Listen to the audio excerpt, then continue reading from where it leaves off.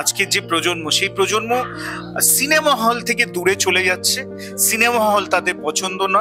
After Covid কি হয়েছে, মুঠোফোনটা তাদের ভীষণ বন্ধু হয়ে গেছে। ওটিটি প্ল্যাটফর্ম, তথাকথিত ওটিটি প্ল্যাটফর্মের সৌজন্যে আজকের প্রজন্ম কি হলমুখ থেকে দূরে সরে যাচ্ছে? দেখো, আমি যে সার্কিটে মিশি বা আমার যা পরিসর, সেখানে আমি জানি যে আমার বন্ধু বান্ধবরা, আমার সিনিয়ররা, আমার আশেপাশে যে মানুষগুলো থাকেন, তারা কি এখনো হলে গিয়ে সিনেমা দেখার পক্ষপাতী। আমার বন্ধু বান্ধবরা আমাদেরই ছবি হেমন্তের অপরাহ্ন সেটা হলে গিয়ে দেখেছে। এর আগের বছর আমার যে ছবিটি মুক্তি পেয়েছিল সমরেশ বসুর প্রজাপতি, একেবারে ইন্ডিপেন্ডেন্ট ফিল্ম। তুমি জানো, তোমরাও ইন্টারভিউ করেছিলে। আমরা খুব বেশি প্রচারে ব্যয় করতে পারিনি, পুরোটাই ওয়ার্ড অফ মাউথ। মানুষ বেরিয়ে বলেছেন ভালো লেগেছে, তাই আরেকজন গেছেন দেখতে। সেই জায়গাটা কিন্তু এখনো আছে। এটা আমাদের গল্প মানসী পিসির ছবিটা কত টাকাই বা প্রচারে খরচা করতে পেরেছে, কিন্তু মানুষের ভালো লেগেছে, মানুষ গিয়ে বলেছেন আরেকজনকে দেখতে, সেইভাবে মানুষ দেখেছেন। মানিকবাবুর মেঘ মানুষ হল, চন্দন সেনের অভিনয়ের জন্য, গল্পের জন্য, বিষয়বস্তুর জন্য মানুষ যাচ্ছেন দেখছেন।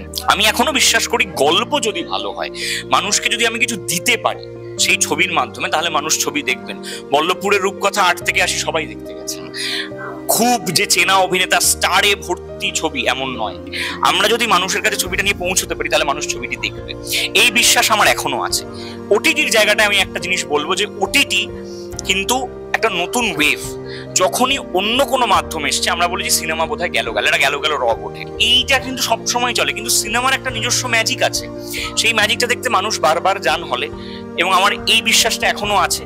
হয়তো যাবেন না কয়েক বছর পর, তাহলে সিনেমাকে হয়তো সেভাবে আপডেট করতে হবে, কিন্তু সবসময় ওটিটি বনাম সিনেমা, এই যে কম্পিটিশনটা, এটা যেন কোথাও অস্বাস্থ্যকর না হয়ে পড়ে। আমরা কেন সবসময় মনে করছি যে ওর জায়গা কেড়ে নেবে?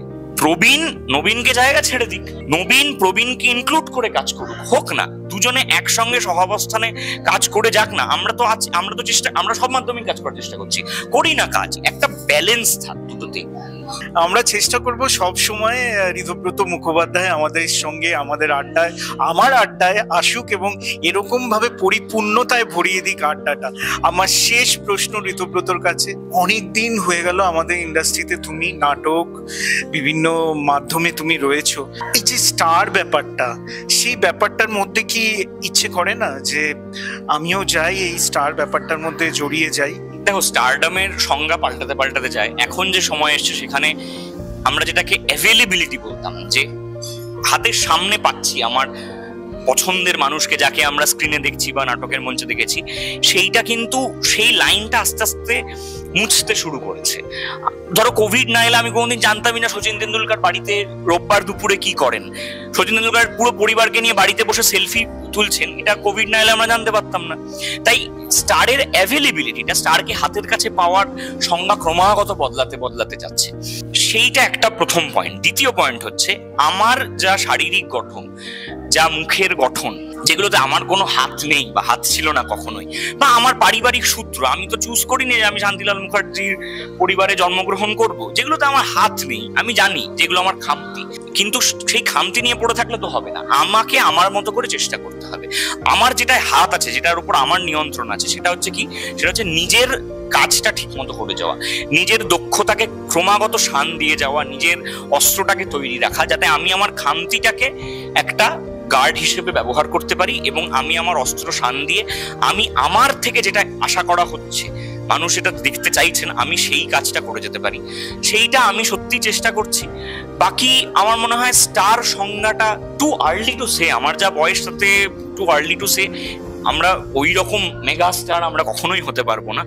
আমরা চেষ্টা করছি আমাদের মতো করে, আমি চেষ্টা করছি আমাদের মতো করে। তবে আমি যেটা বলতে পারি, যে এই অল্প বয়সে যে সংখ্যক কাজ পেয়েছি নাট্যমঞ্চে, স্ক্রিনে, সব জায়গাতে, সেটার জন্য আমি পরিচালক, প্রযোজক, নির্মাতা যারা, তাদের কাছে অত্যন্তভাবে কৃতজ্ঞ, এবং কৃতজ্ঞ আপনাদের কাছে, দর্শকদের কাছে, যে আপনারা একের পর এক কাজগুলো গ্রহণ করেছেন, আপনারা আরো কাজ দেখতে চেয়েছেন আমাদের। এইটাই তো সবচেয়ে বড় অ্যাওয়ার্ড, মানে এইটাই সবচেয়ে বড় প্রাপ্তি, যে মানুষ গ্রহণ করেছেন কাজ এবং আরো কাজ দেখতে চান। বাকি কি হবে না হবে এটা আমার হাতে নেই, আমার হাতে যেটা আছে আমি চেষ্টা করছি। সত্যি এরকম একটা আড্ডা অপরাহ্নে সবসময় আমরা চাইবো। আর আমরা এতক্ষণ ছিলেন অভিনেতা ঋতব্রত মুখোপাধ্যায়ের সঙ্গে, যার ছবি এই মুহূর্তে হেমন্তের অপরাহ্ন চলছে। আপনারা হলে গিয়ে, সিনেমা হলে গিয়ে ছবিটি দেখুন এবং আপনাদের সুচিন্তিত মতামত অবশ্যই দিন। আবার দেখা হবে আমাদের প্রিয় অভিনেতা ঋতব্রতর সঙ্গে। আজকে এখানেই ইতি টানছি, আগামীতে আবার দেখা হবে। নমস্কার।